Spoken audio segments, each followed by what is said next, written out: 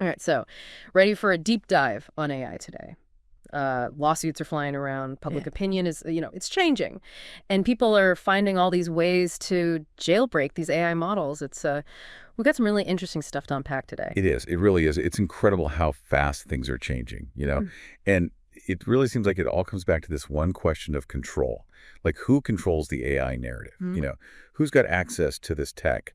And what are the real costs, like the ones that we're not really seeing? Yeah. Okay, so let's get into it. The first thing we've got here is an article from Ars Technica. They're talking about OpenAI, the company behind ChatGPT, and they are facing some real legal challenges, especially this lawsuit from the New York Times, and it's raising some big questions about transparency in AI. Yeah. So the New York Times is saying that OpenAI used their copyrighted content to train ChatGPT. And they're saying, hey, we want access to your model so we can investigate this. But the interesting thing here is how OpenAI is responding. They're not exactly being super helpful. It seems like they're saying, sure, you can look at the model, but you're going to have to pay for it. And it's not like a small fee. They're charging the New York Times, retail prices to access the API, and it could end up costing them close to $1 million just to look at the data. Yeah. So that's where things get a little interesting. So, like, on the one hand, OpenAI is saying, look, we've got to prevent all these frivolous searches, right? And we've got to protect our technology. But if you look a little deeper, this could be a pretty bad precedent. You know what I mean? Imagine, like, down the road, any investigation into AI, if it could potentially cause harm, is going to come with this massive price tag. That could make it, practically impossible to hold these companies accountable. So it's bigger than just this one lawsuit, right? It's about, I guess, the bigger picture. Are AI companies going to be transparent? Are they going to be accountable as this technology just gets more and more powerful and spreads out everywhere? Right. Exactly. Yeah. And all this is happening at the same time that, how the public sees AI is kind of shifting. We've got this Gallup survey here, and it shows that Americans are more and more trusting of AI, but they're also worried about the potential downsides, the harm that it could cause. So it's kind of like, we love it, but we're also a little, freaked out by it. Exactly. Yeah. And that's where a group like CivAI comes in. They're using these interactive demos, got to give people a firsthand look at, like, the real risks of AI. If it falls into the wrong hands, if it's misused. Well, instead of just, reading a report about the risks, you can actually see them play out, like, right in front of you. Right. It's a good way to make that connection between what could happen to theory and what actually happens to reality. So there's that. And then, there's also the U.S. AI Safety Institute, the AISI. They're trying to tackle these safety concerns, from a regulatory standpoint. Yeah. So their whole mission is to, like, test these AI models before they get out there, before they're released to the public. And they're looking for bias, for discrimination, anything that could, potentially harm human rights. The problem is, though, that their testing is voluntary, and their funding, well, it's not exactly, it's not super secure. Yeah, no, that's definitely a red flag. I mean, if we're relying on, good intentions and unstable funding to make sure that these AI systems are safe, especially as they get more and more powerful, then we're kind of setting ourselves up for trouble. It puts a lot of pressure on these companies, the AI companies, on them to police themselves. And, their track record hasn't always been great. Which brings us to, I guess, this whole thing about jailbreaking AI. So basically, people are finding ways to, like, get around the safety measures that are built in, the safeguards. OpenAI says that, they're putting a ton of money into making their models safer, but we've got to consider what Lucas Hansen is saying. He's the co-founder of CivAI. And he says that pretty much any AI, even the most advanced ones, can be jailbroken. He says he's got a technique that almost always works. And this is a guy who's, his whole thing is understanding and mitigating risks. So if even the experts can, like, easily jailbreak these systems, then what's stopping someone with, bad intentions from doing the same thing? Right. It's something to think about, It brings us back to that whole question of control. Are we really in control of this technology? Or is it just, are we kidding ourselves? Okay, so we've got OpenAI saying they're making their models safer. We've got the New York Times suing them for copyright infringement and trying to get a look under the hood. And then we've got the experts saying, these models can still be, jailbroken to do harmful things. It feels like we're headed for trouble. Yeah, and the lawsuit itself, it's becoming a case study in how difficult it is to hold these AI companies accountable. I mean, the New York Times is saying that OpenAI is making it really hard for them to actually, get to the data. Yeah, it's not just about the cost. They're saying it's also technically difficult to access. What kind of problems are we talking about here? Oh, from what they're saying, it's everything. Like issues getting access to the data, problems with the file formats. It's like OpenAI is building a digital fortress around their models, trying to keep everyone out. So OpenAI is saying, we fixed some of the issues, we're talking about the others, but the New York Times is going to the court and saying, make them hand over the data. This is getting messy. It really is. And this is probably just the beginning. This really highlights the fact that it's really complicated to try to regulate this whole area. The legal system, it's really struggling to keep up with how fast AI is changing. In this case, it could have a huge impact on how we deal with transparency and accountability going forward. This is this is intense. But I'm ready to go deeper. What else do we have here? Well, so while the U.S. is trying to figure all this out over in Europe, the European Union is taking a much more proactive stance with this AI Act they've got. Yeah. It's actually pretty groundbreaking. Yeah, I've heard a little bit about that. It's not like just regulating AI as a whole, right? I mean, they're kind of breaking it down, looking at, how risky each application is. Right, exactly. It's like they're saying, hey, a spam filter, sure, that's AI. But it's not, it's not the same as an AI that's being used to diagnose diseases or, make decisions in the criminal justice system. So what they're doing is they're putting these different AI applications into categories based on, how much impact they could have. And the rules, they get stricter, the higher the risk level. Okay, so what does that look like in the real world? What kind of rules are we talking about? So for the high risk stuff, anything in healthcare, criminal justice, there are some pretty tough rules about the quality of the data, transparency, human oversight, and keeping an eye on these systems over time. They're basically saying if you're going to use AI for these really sensitive things, you got to be able to show us that your systems are accurate, they're not biased, and that you're taking responsibility for what they do. Got it. And what about the lower risk stuff, like those chatbots we were talking about earlier? Even for the lower risk stuff, the EU is pushing for transparency. They want people to know, hey, you're talking to an AI here, even if it's just a chatbot that seems harmless. So transparency, that seems to be the key word here. I mean, everybody's talking about it, from the New York Times to the EU. Yeah, it makes sense, right? Transparency is how you build trust with any technology, but especially with AI. If we don't know how it works, how it's being used, what data went into training it, then it's going to be really hard to feel comfortable with it being everywhere. Right. But isn't there a conflict there between being transparent and, and protecting intellectual property? I mean, these companies are putting in billions of dollars to develop this technology, and they don't want to just give away all their secrets. Yeah, that's the tough part, right? Finding that balance. The EU AI Act, it tries to address this. They're encouraging companies to share information about their AI, but they don't have to give up the actual code, or their algorithms. So it's about finding a way to understand the risks and the benefits without stopping innovation completely. It sounds like they're walking a tightrope there. Do you think this approach, the EU's approach, could become a model for other countries? It's definitely possible. A lot of people see the EU as being, kind of a leader when it comes to regulating AI. Yeah. And a lot of experts think that what they're doing could influence other countries, including the U.S.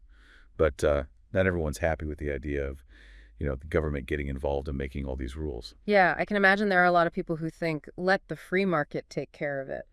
Right? Yeah. The government should stay out of it. Yeah, and there are valid points there. There's definitely a concern that, if you have too many rules, it's going to slow things down, stop innovation. Some people say AI is still so new, we don't want to, put on the brakes before it's even really gotten going. So how do we find that middle ground, that balance between protecting people and, and letting innovation happen? It's a tough one. There's not an easy answer. But I think the key is, to have these open conversations about the risks and the benefits, and get everyone involved, the developers, the researchers, the policymakers, the public. We need to find a way to, to move forward together, realizing that AI, it's a powerful tool, and it can be used for good or bad. It sounds like even like the AI community itself is really wrestling with these ethical questions. What are the developers and the researchers? What are they saying about all this? It's interesting, there are all sorts of different opinions within the AI community. Some developers, they think that all this talk about regulation is too early. They say we're just getting started with AI. We should be focusing on, on pushing the limits, seeing what's possible, not setting limits. So they're saying don't kill the golden goose before it's even laid any eggs. Exactly. But then you've got others who are, who are really worried about the potential downsides of AI.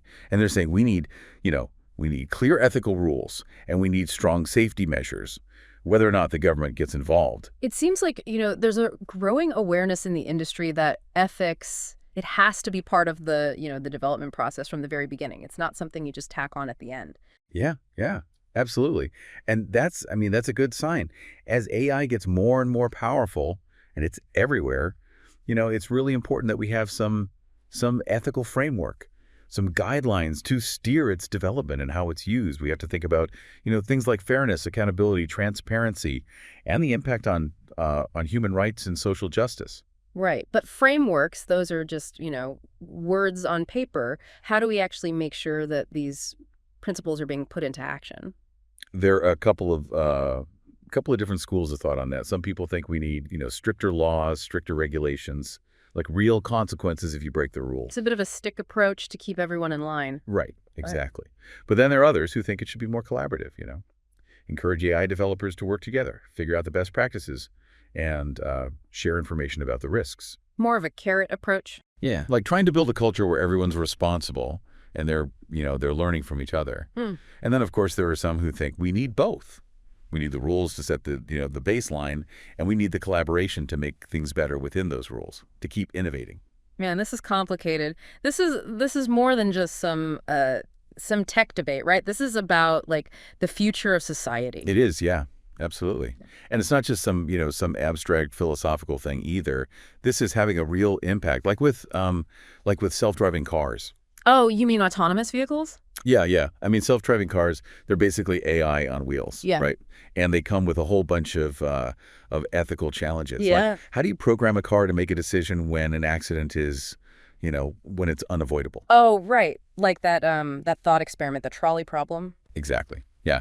Like if a self-driving car has to choose, does it hit the pedestrians or does it harm the passengers? How do you program it to make that decision? Who decides?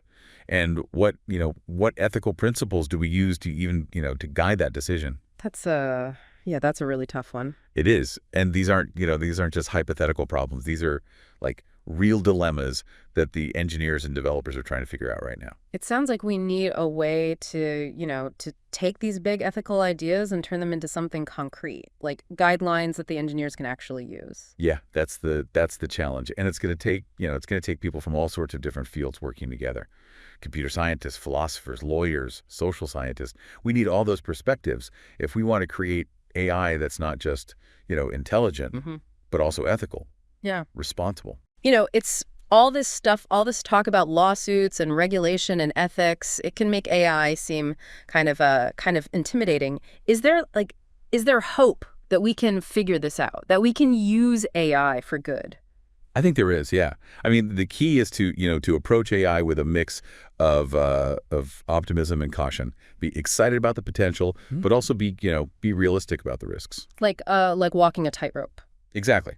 It is. It's a tough walk, but it's one we have to take if we want to create a future where AI helps humanity, helps us solve the big problem. Okay, well, we've covered a lot here. Lawsuits, how the public feels about AI, safety concerns, what other countries are doing, the ethical questions that the developers are facing.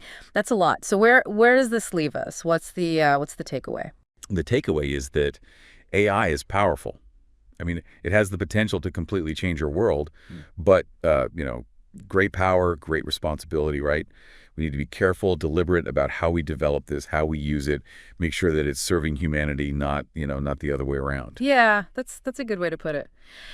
It feels like, though, like we're just just getting started with this conversation. It does, doesn't it? It feels like we're standing on the edge of something huge, like a total shift in how everything works, and we're just starting to understand what it all means. I mean, I'm ready to keep going, keep digging. What else is in this stack of research and articles? Well, this next part, this might really kind of blow your mind. So, trying to figure out the legal stuff, the ethical stuff, but there's this whole other layer, Mm-hmm. the philosophical implications of what we're actually creating here. Okay, lay it on me. What are the philosophers saying about all this? Well, they're really wrestling with some big questions, about intelligence, about consciousness, about what it even means to be human. Because, as these AI systems get more and more advanced, it gets harder and harder to draw a line between human intelligence and artificial intelligence. And that leads to all sorts of questions about the future of our species. So we're not just talking about AI as a tool anymore. We're talking about it as something that could change how we understand, consciousness, being alive. Exactly, yeah. Some philosophers are even they're even talking about the possibility of AI becoming, sentient, having actual experiences, feelings, emotions. It's pretty mind-blowing. It takes us to the very edge of what we understand about consciousness. That's pretty wild. But how would we even know if an AI was truly sentient? Couldn't it just be, really good at pretending to be human without actually, having any kind of inner life? That's the question, right? It's what they call the problem of other minds. Yeah. You can never really know what's going on inside another being's, consciousness. Another person, a super advanced AI.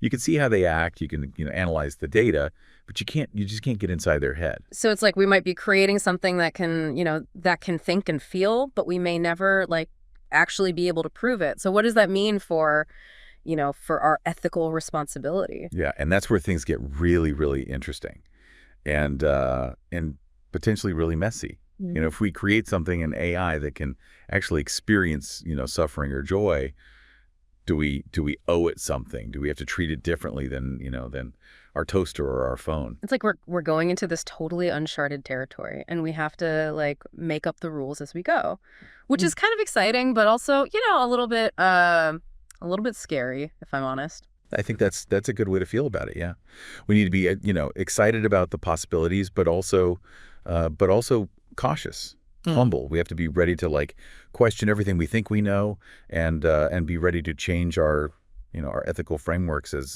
this technology keeps developing. So it's not just about AI learning from us, right? It's about us learning from AI, about about ourselves, about what intelligence really is, about what it means to be human. Yeah, I like that. That's a great way to put it. The fact that AI is here, it's making us ask some really, really deep questions. About ourselves. It's a journey of discovery, not just for AI, but for us, for how we understand what it means to be alive. This has been a mind-bending conversation. We've gone from lawsuits to jailbreaking to sentient AI and what consciousness even is. We started with this question of control, but now I'm wondering, do we even really understand what it is we're trying to control? Yeah, that's the question, isn't it? And I don't think there are any easy answers, but that's what makes this this whole thing so fascinating, so important. We're right on the edge of something incredible. Yeah. And it's up to all of us to make sure that the future of AI is a good one, a future that benefits everyone. That's a powerful thought. To our listener, I hope this deep dive has, I hope it's made you curious. I hope it's inspired you to, to keep learning about this stuff. Read everything you can find. Talk to people who are, working on this. And don't be afraid to ask the big questions, even if they're uncomfortable. The future of AI, it's being written right now. And it's up to all of us to make sure it's a future, that we can all be proud of. Thanks for joining us for this deep dive. And until next time, keep exploring.